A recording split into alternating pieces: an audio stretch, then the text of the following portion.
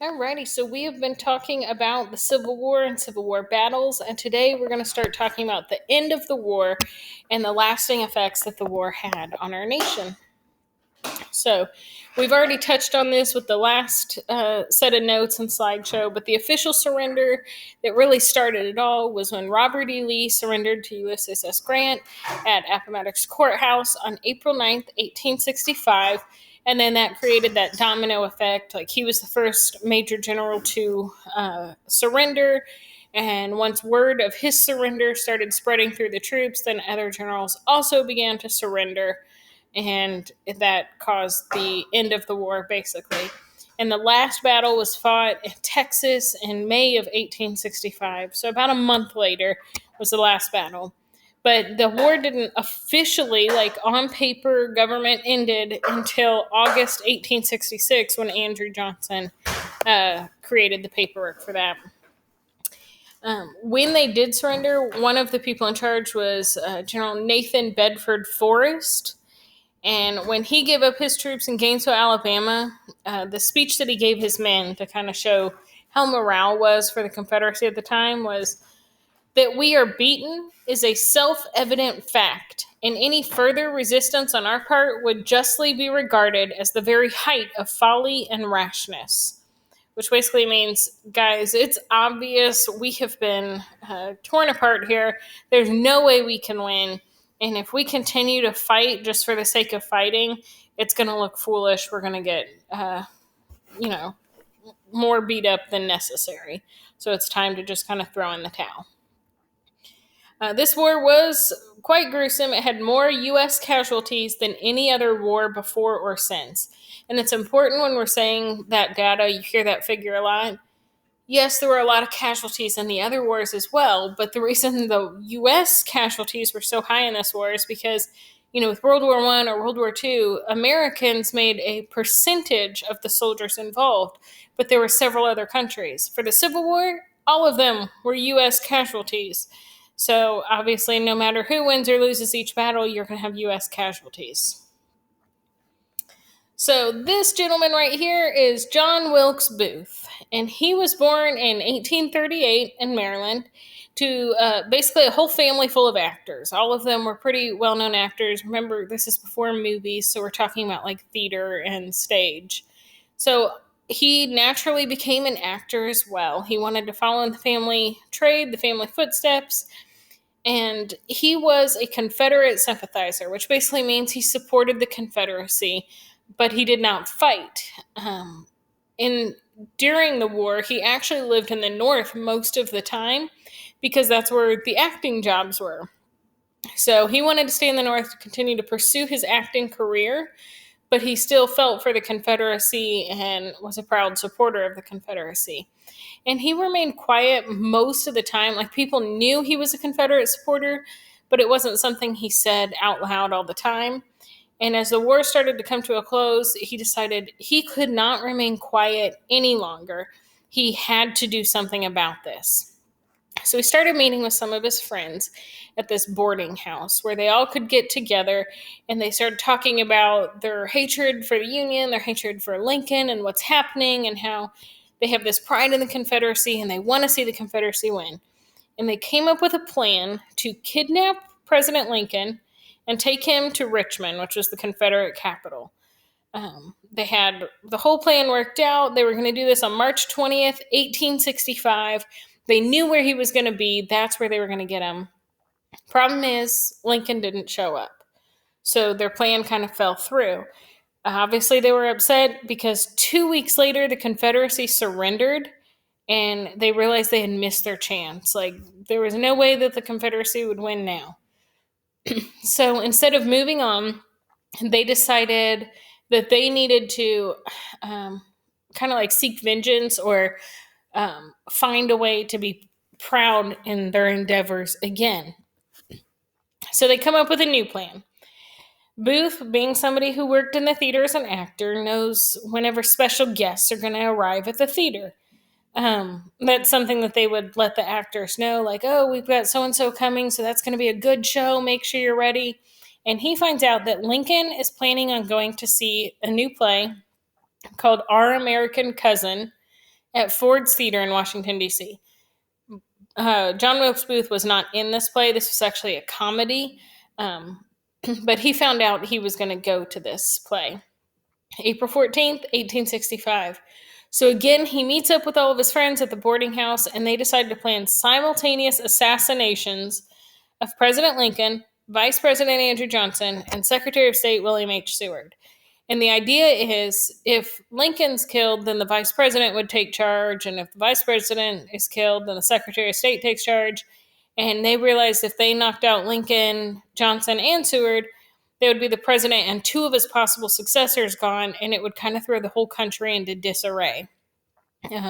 Chaos would be everywhere, and maybe it would kind of start things back up again, almost like they were trying to incite another civil war.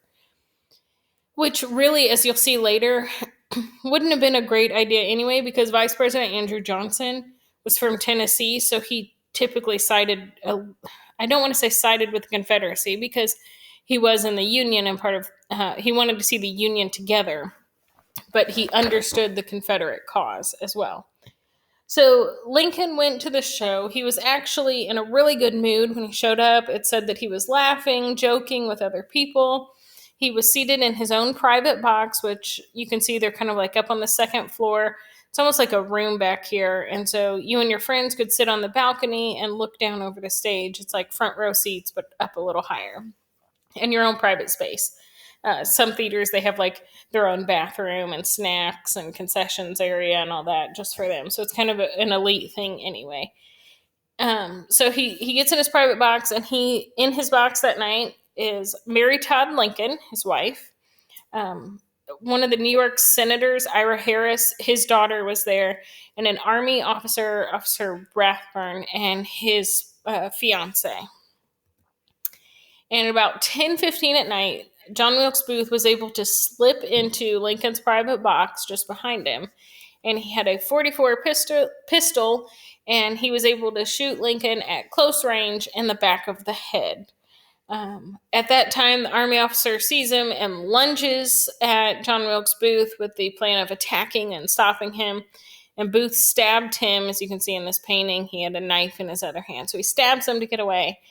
And for his escape, instead of running back out the hall, John Wilkes Booth jumps from the balcony, from the private box, onto the stage, in the process breaking his leg. And he shouts out for all to hear, "Sic semper tyrannis," which means "thus ever to tyrants," and that's the Virginia state motto. And at first, because he's a well-known actor and this was so theatrically done, the audience actually thought that it was part of the show. Nobody was really doing anything besides like, "Oh, wow, that's crazy stunt work," that kind of thing. I mean, I'm sure that's not their exact words, but you get the idea. And Mary Todd just screams out in horror after seeing, the blood, seeing her husband dying next to her. And when she screams and John Wilkes Booth takes off out of the theater, the audience finally realizes, hey, this is not what's supposed to happen. This show's a comedy, and this has turned dark real fast. So one of the people in the crowd was a well-known doctor in the area. He rushes up to the box, and he's quoted as saying he found the president slumped in his chair, paralyzed and struggling to breathe. So several people worked together to carry Lincoln's body, he was still alive, to a boarding house across the street. That would be like a hotel kind of at the time, so a bed and breakfast type thing.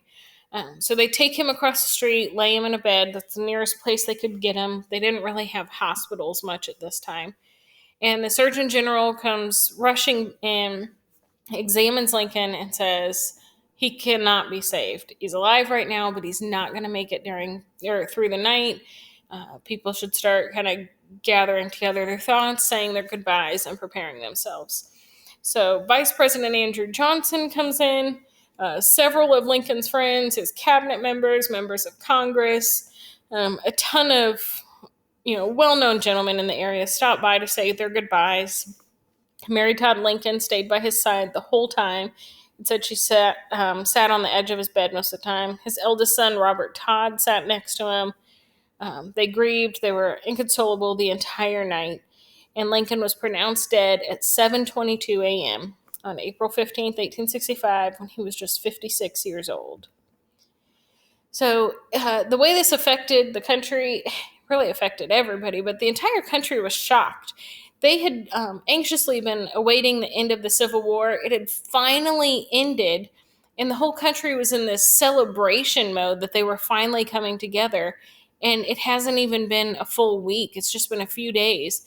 And they find the news that their president, who they really honored, I mean, they thought of him like a hero. He was well received and celebrated. They find that he has been killed. And so they went from celebrating to mourning literally overnight. So Lincoln's body stays in Washington, D.C. for like 5 or 6 days for an autopsy and a funeral service and all that. And then it was taken back to Springfield, Illinois for his burial, which is where he was from before where he was senator and all that, before he was president. And his son was also buried there. He had lost a son due to typhoid fever several years back. So he was buried next to his son. Mary Todd Lincoln was completely overcome with grief.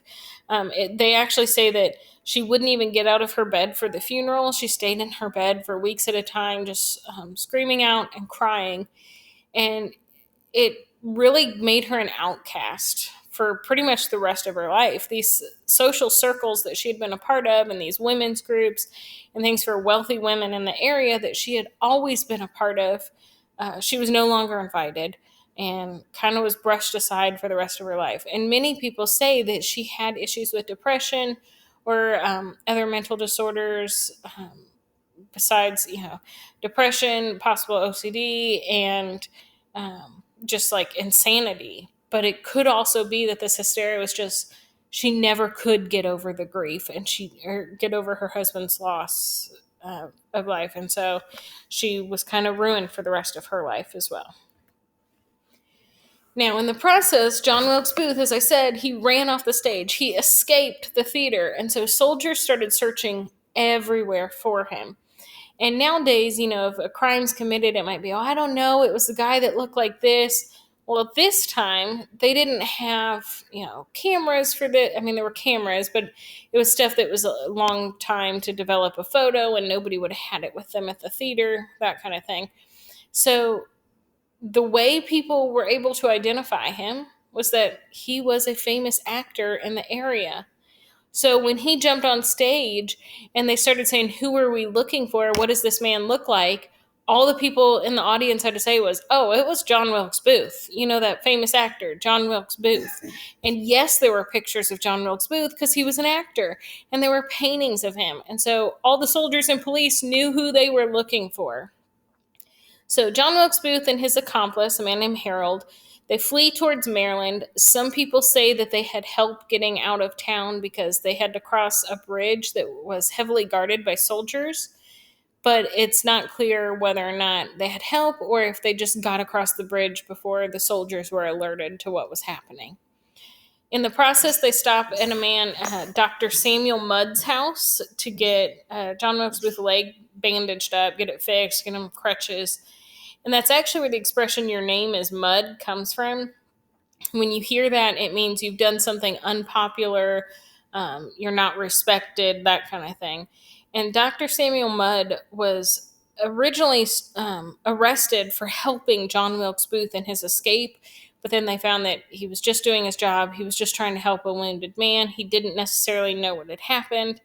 So he, got away innocent, but his name was forever tainted as people knew him as the person that helped Lincoln's assassin.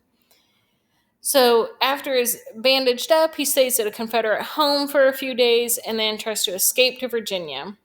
And on April 26th, not even 2 weeks after the assassination, Union troops find out where he's hiding in a barn in Virginia. And he's hiding there still with his friend Harold. And they first try and coax him out. He's not willing to do it. Then they set the barn on fire. And Harold almost immediately surrenders, but Booth decides he's going to remain inside. Like, he'd rather die in this fire than be captured.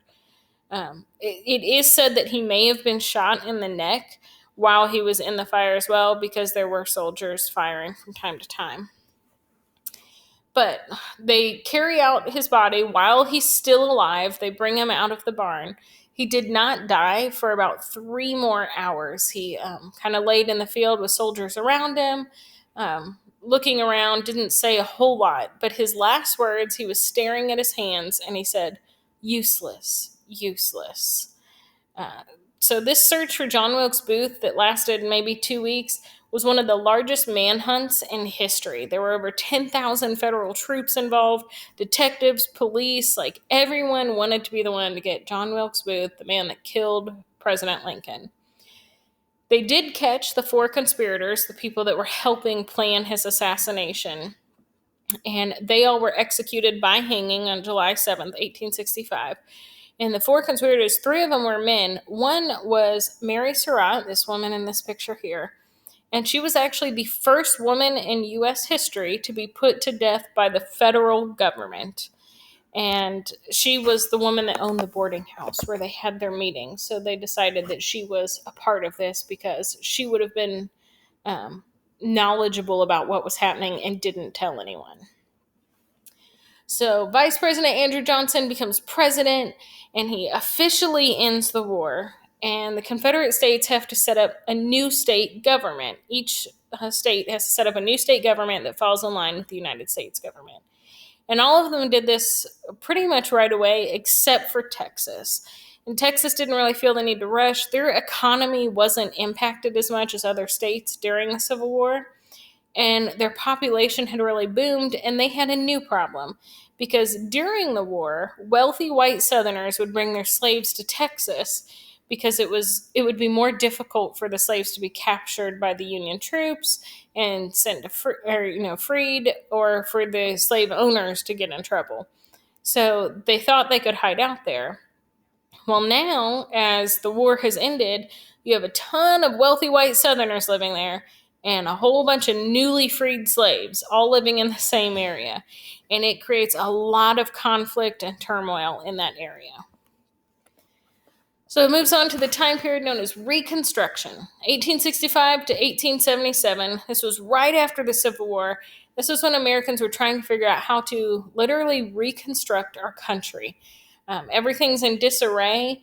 We have the South returning to the Union. We got to figure out how to get them back into the Union in a way that doesn't look like they're being punished for war crimes or anything like that. And you have 4 million newly freed people. All the former slaves have to find a way to find their place within the country as well. So Americans are trying to reconstruct. This idea and the term Reconstruction actually started by Lincoln on April 11th, 3 days before he was assassinated.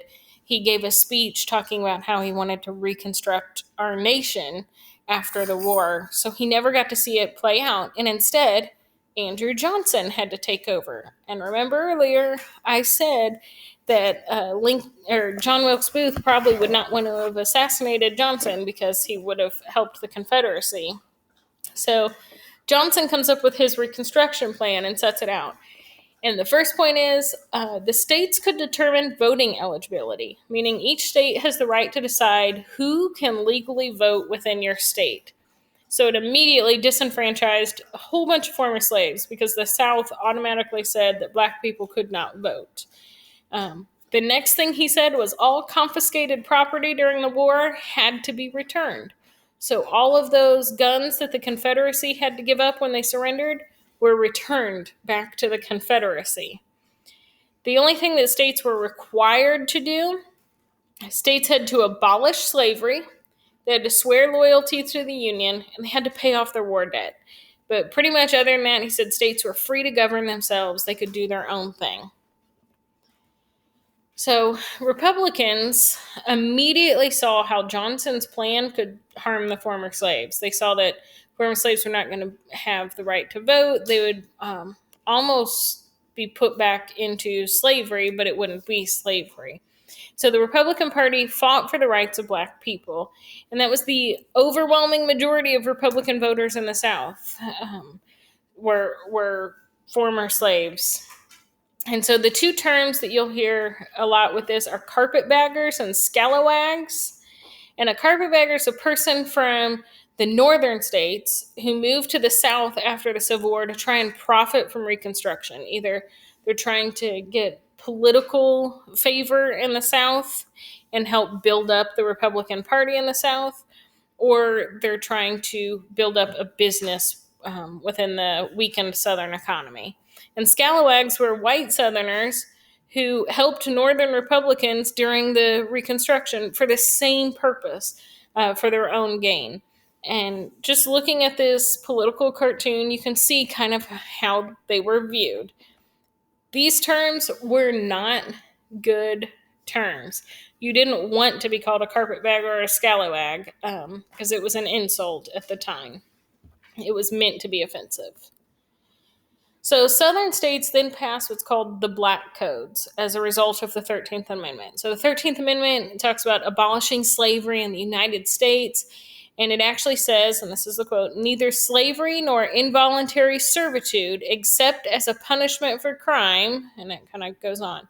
So it says you cannot have a slave, you cannot force somebody to work for you unless it's a punishment for crime. So the Southern states passed the Black Codes that basically made life far more difficult for former slaves and set it up so that they could, again, reinstitute slavery. So the first thing they did is they said that Black people could not purchase or rent land or homes. They could work, not for free, but like minuscule wages. Like it was a joke.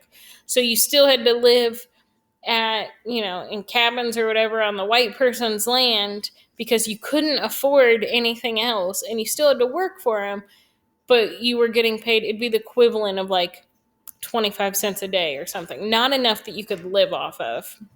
So Southerners then took that loophole in the 13th Amendment, the part that says except as punishment for a crime, and they started turning all sorts of things into laws to make them into crimes, like loitering or vagrancy. And loitering's like when you're just hanging around where you're not supposed to be, or just like if a group of you are hanging out at a gas station waiting for something. That's loitering. So the idea was if you're free, you're working.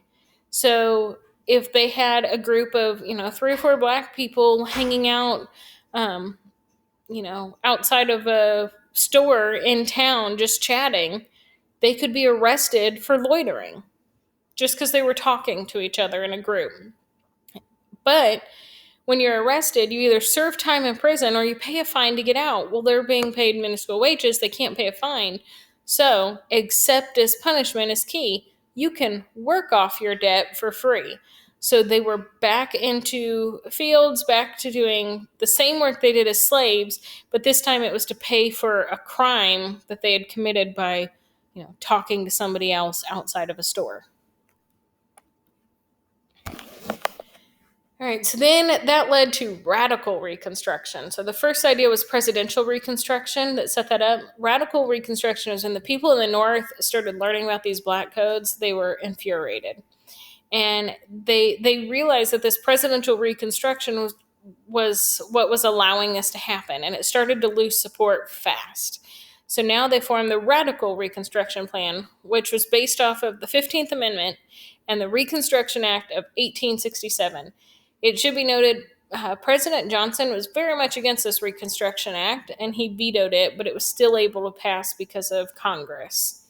And what this act said was that each state was required to write a new constitution, every single state in the Union, and it needed to be approved by a majority of voters, including African Americans in that state. So the 15th Amendment says that all citizens, 14th Amendment makes you a citizen. It made Black people citizens. The 15th Amendment says that all citizens have the right to vote regardless of their skin color. So now they're basically setting it up where you're going to write a constitution and all your people get to vote on it. And if it's approved, that's your new constitution. But we do mean all people. So you have to allow your former slaves to vote as well. And now former slaves were finally given a political say and, in fact, started winning positions in Congress. So if you see this picture over here, the caption says the first colored senators and representatives. So they actually started get in governmental positions where they could then make decisions to better their area and better their communities. So states also had to recognize the abolishment of slavery and the citizenship of former slaves.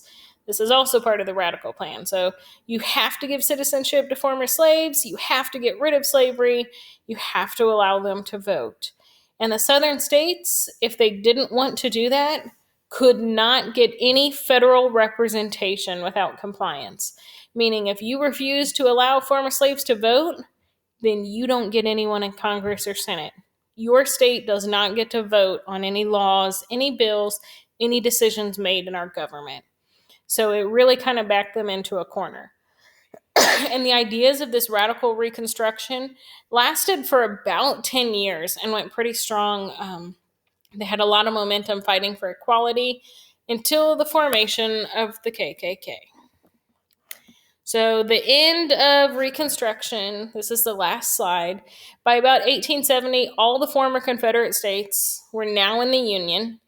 They had these more progressive views so that they could develop these new constitutions, but a lot of white Southerners were turning to violence because of the changes. They didn't like what was happening in their areas, they didn't like all the changes. So you had groups like the KKK formed, and it was actually started by a man that I mentioned at the very beginning of this, Nathan Bedford Forrest, that gave the speech about it's time we quit because we're too beat up. He started the KKK, and it started targeting local Republican leaders, whether they were white or black, and any other African Americans who were challenging white authority. Even though it was against in 1871, President Grant made a law that said it's illegal to attempt to interfere with black suffrage. You cannot prevent a black person from voting. You cannot prevent a black person from being involved in politics. But that really didn't stop members of the KKK and people in these other radical groups. So racism was still pretty present all over the U.S., and people started speaking even less and less about equality. It didn't seem as important anymore. Democrats started gaining control of Congress, kind of getting their say back again. And at one point, they wanted to take control of Mississippi in 1875. And this kind of proved that they had gained control because President Grant refused to send help for this. And that really signaled the end of federal support for Reconstruction era state governments. And in 1876, Republican candidate Rutherford B. Hayes made a compromise with the Democrats in Congress. And he basically said, if you back up my election, if you let me become president, I will give Democratic control to the South. Like, they can have it back. We won't fight it. And that compromise of 1876 was the end of Reconstruction. So you can see there are several ways that the Civil War had a lasting impact on the shape of our nation and things that are still happening today.